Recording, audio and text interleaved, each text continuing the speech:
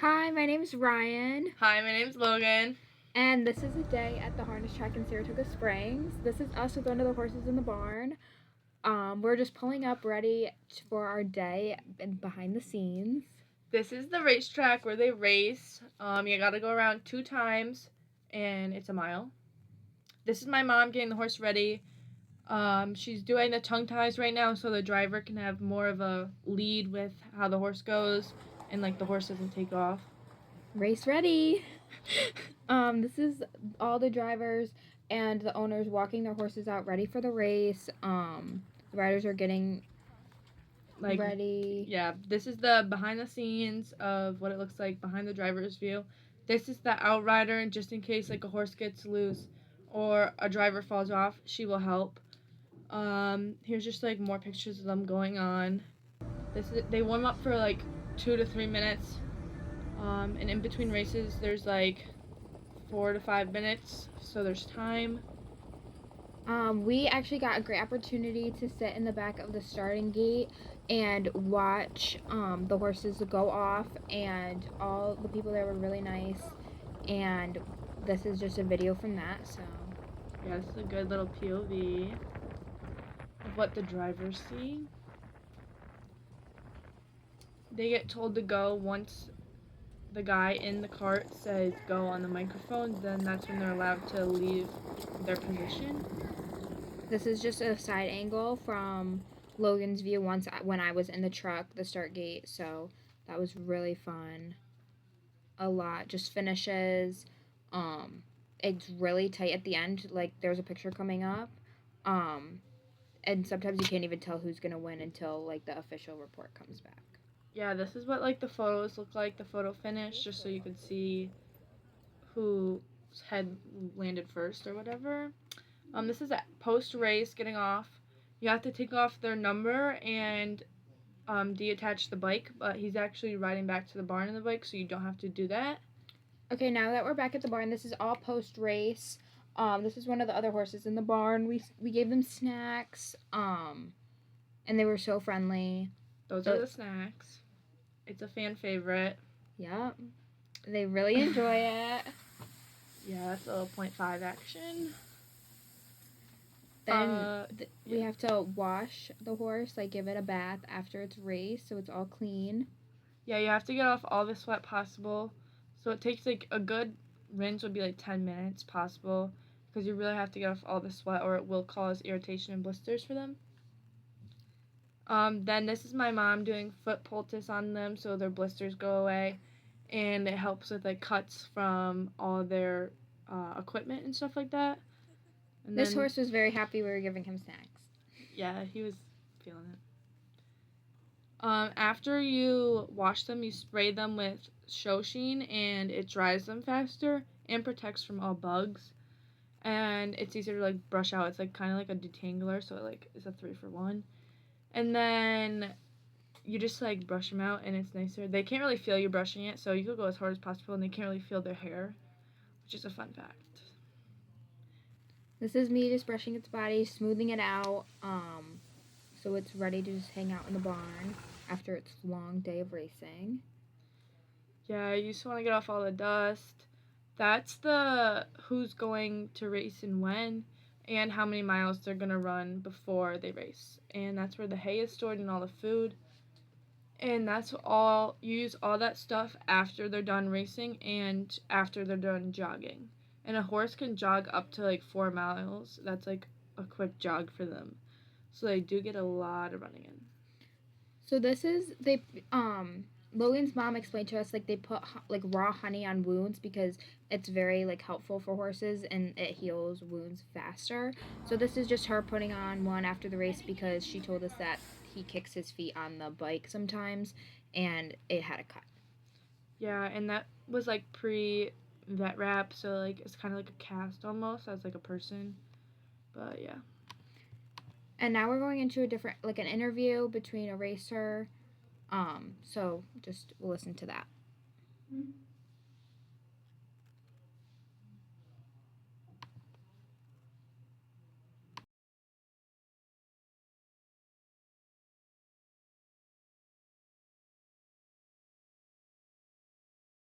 What is it like to follow in his footsteps with him now having 110 million made and over close to 7,000 wins? It's a huge honor. I'm actually a really, really big Matt Kakaley fan. I think he's a very, very top-level driver, so to be in the same rank as him feels like an honor. Yeah. Your first win and your 1,000th win, which of those milestones had more of an impact to you? You know, the 1,000th win, I got a little emotional over coming back to the winner's circle. That really meant a lot to me.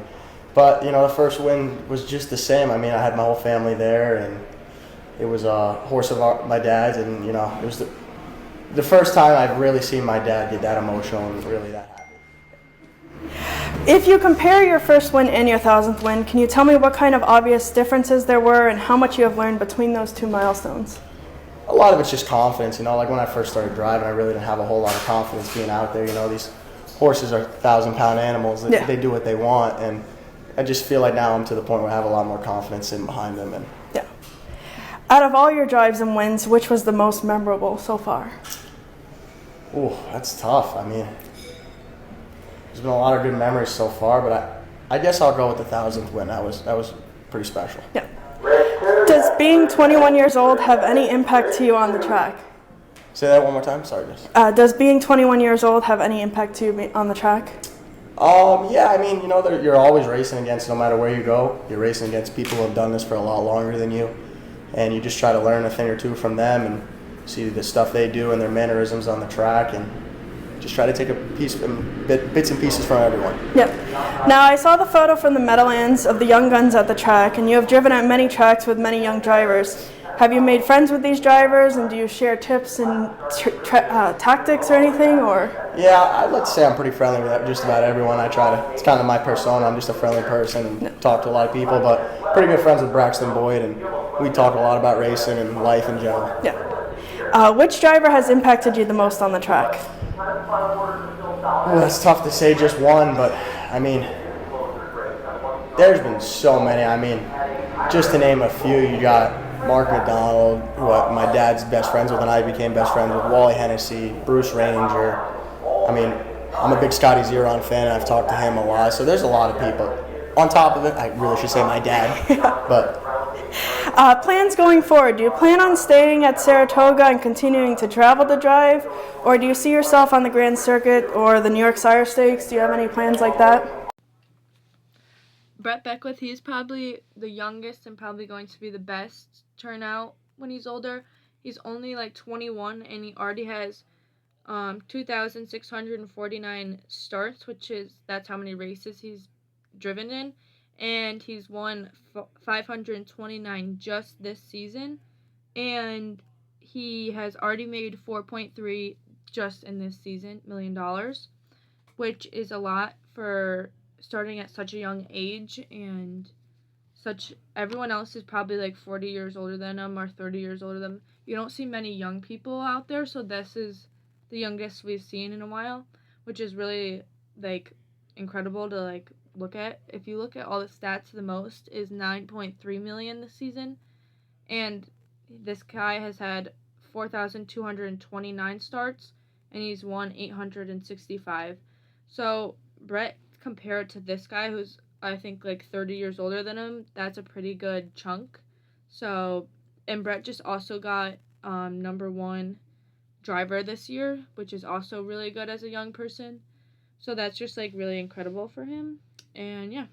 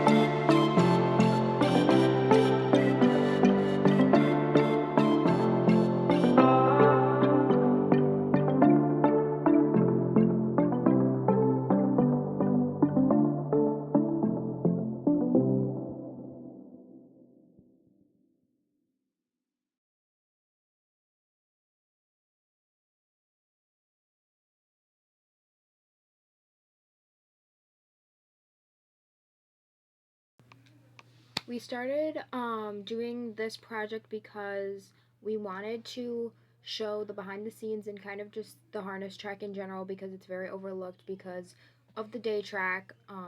The night track doesn't bring a lot of kind of fan base, but it really should because they run way more months out of the year and people work day in and day out to get these horses ready, and they're just as talented as the ones that race in Saratoga downtown. Yeah, and they probably race once or twice in the past 2 months. That happens like in the summer. Like when the flat track's going on, they probably race 1 week in July and then 1 week in August, or vice versa. Like, or they only race one and they're done. I feel like these horses really. I'm not saying like the flat track horses don't train a lot because I don't know that, but personally, from my side, these horses are training every day, sunset to sunrise. Like they do. I feel like they just like more physical. I don't know. And the drivers are really more invested. I feel like they do race a lot more. As we went back and talked about Brett, how many races he's really raced in over the course of only a couple of years because he's so young. But that's how many times he's actually gotten in the seat and like is behind a horse, and it is very dangerous. So it shows it needs more love. Yeah, you're definitely putting your life at risk in the driver's seat because you never know what's going to happen. There has been many accidents, and it's very sad how they happen. I mean, the flat track does have some accidents, but they don't have carts going behind the horse, so like they're just on them. So I feel like the carts play a big role on why accidents get started, and it's really scary. There's a lot more to do with it.